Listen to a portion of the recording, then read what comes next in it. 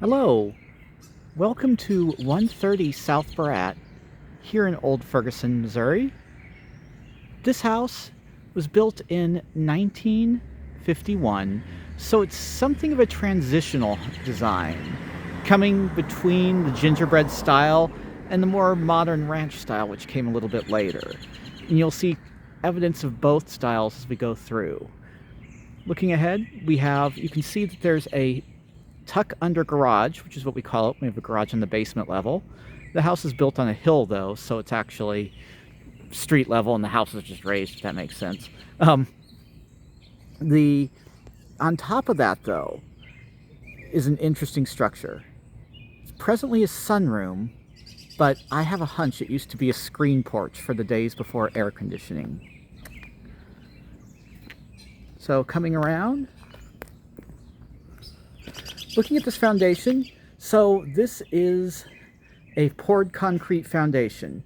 When you see these horizontal lines like that, what that means is that this is before waterproof plywood.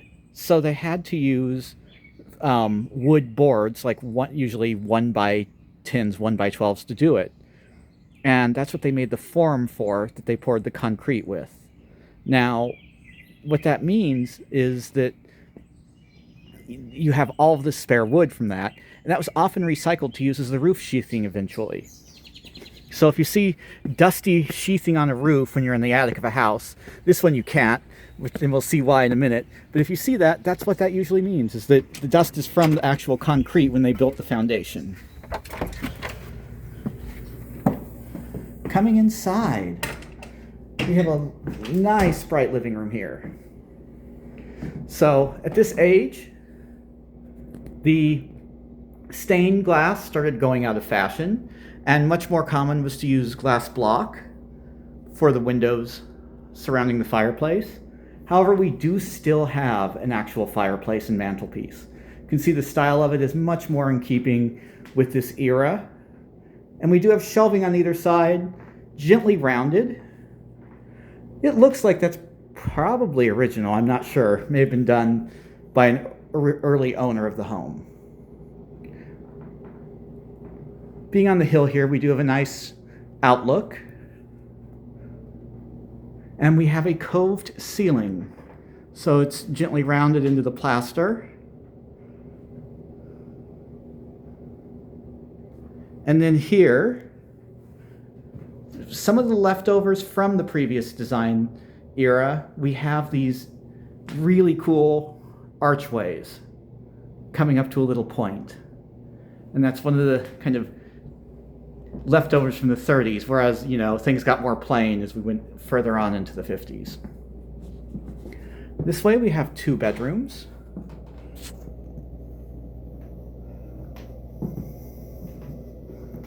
I love all the woodwork. No one's painted it in 70 some years, which is lovely. It just gives the house a much warmer and cleaner feel. Original hardwood floors in here too. And again, you can tell these are the original ones because of how closely spaced the boards are. It's not the pre-stained and pre-finished ones that you buy nowadays. We have a second bedroom at the rear of the house. And yes, this layout is very much the same layouts that we saw earlier in the century. The 2 bedrooms and a bathroom on one side, and then the public rooms on the other. Again, more of this beautifully stained wood. These floors are in great condition too. Looking at the bathroom, travertine tile, which again warms it up quite a bit. And this shower with the travertine looks really sharp. Original tub was kept, which is a good thing. These older tubs are a lot deeper than the new ones that you can buy nowadays, so it's just nice to have the original tub in there.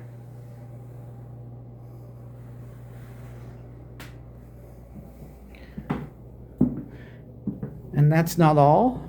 We actually have an upstairs here.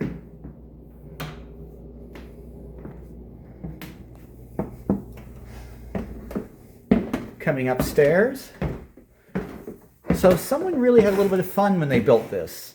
This was clearly done in the 50s, maybe early 60s, but they used cedar shake shingles. Now say that 10 times fast.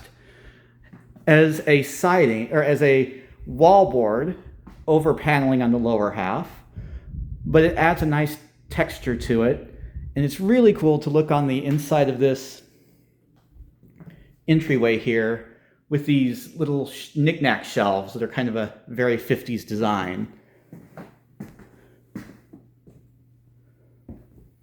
This does have vinyl flooring in it, vinyl plank flooring.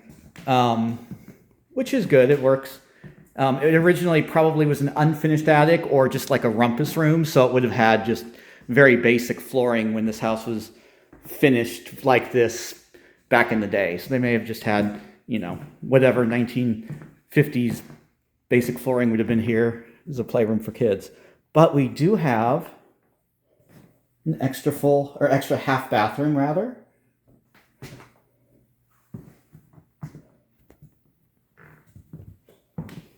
Which is nice.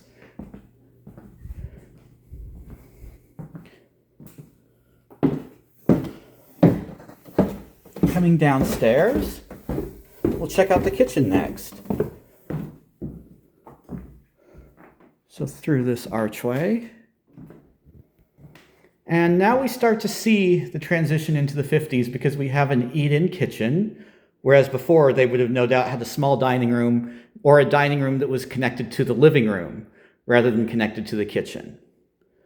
So this looks like, not only is it original like that, but there's the original tile. I've seen this style tile in many houses this era. It was really common with this little beading that went through. And you can see how it fits around the kitchen as it is now. These are actually, I believe, the original kitchen cabinets, believe it or not.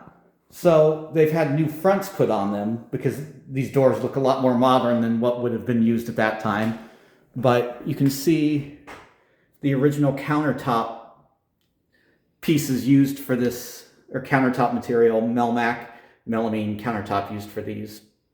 But yeah, these are the original wood cabinets. It's nice they kept them. These were nice quality cabinets at that time too, so that's good. But again, we have a window with a little flourish over it.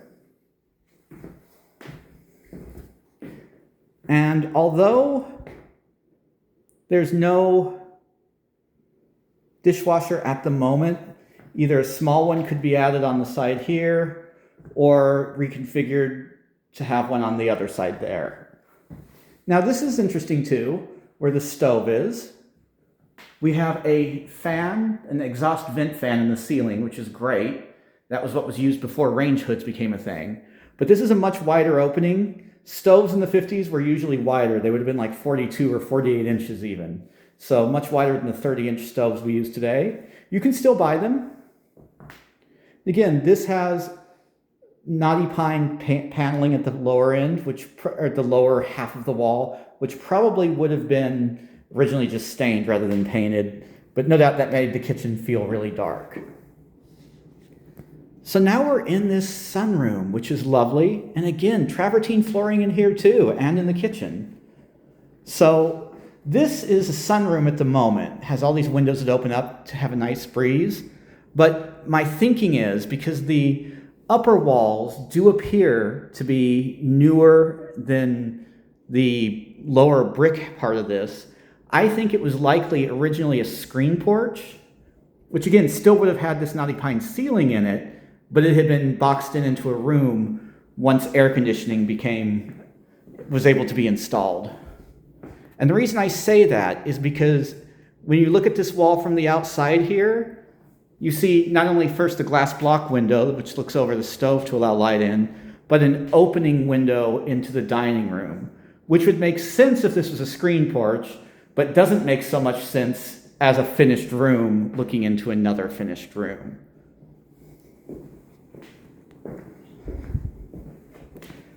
Coming back in, we have a really cute little telephone shelf there, the plug below.